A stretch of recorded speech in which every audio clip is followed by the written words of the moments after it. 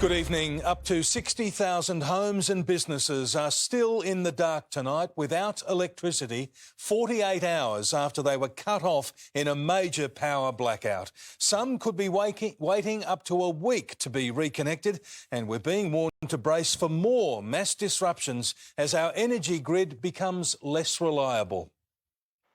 Sounds of the suburbs after a big storm.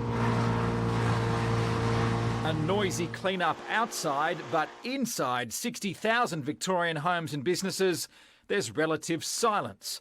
No power, no TV, no fridge. Today or tomorrow, got to throw away. A couple more days. And no power for some means no work. Not being able to charge your phone or your iPad, that is the hardest, I think. It's debilitating. It's debilitating. This is the biggest event we've ever experienced. We're hoping to get about 30,000 customers back on today, and the vast majority back on by Saturday evening. Borrowing her dad's generator allows Natasha Burns to run her hair salon in Knoxfield. Get a little bit of light. Hopefully we can get a blow dry in. We continue to have a few schools and early childhood centres that continue to be affected, and the Education Department is providing support to families and students who are impacted by those closures. 5 hospitals are still without mains electricity, relying on backup generators for up to 4 days.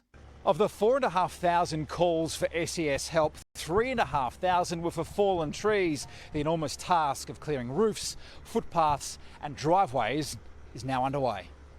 Trees have been a major source of the power network's problems this time. Our network is very heavily vegetated. Events like this mean there's a lot of vegetation needs to be cleared. And the collapse of 6 transmission towers this week isn't unprecedented. In 2020, an identical tower collapsed at nearby Cressy, a report recommending they be strengthened. The government has had recommendations on its desk about how to do that, and it's basically sat on its hands. The Bushfire Royal Commission recommended the lines be put underground. I don't think that putting our power lines underground is financially viable. It would be very, very expensive. Underground faults, they do take longer to find, they do take longer to rectify. Our biggest ever blackout has sparked debate about the resilience of Victoria's grid. After 10 years of policy delay and a bit of chaos, we are behind where a lot of other countries are. It's a lack of investment on fixing the infrastructure. When the Beaconsfield Upper General Store lost power Tuesday, they were ready. We've had multiple instances of power going down, and that's why we spent big on a $20,000 investment on a generator. An expensive precaution already paying off.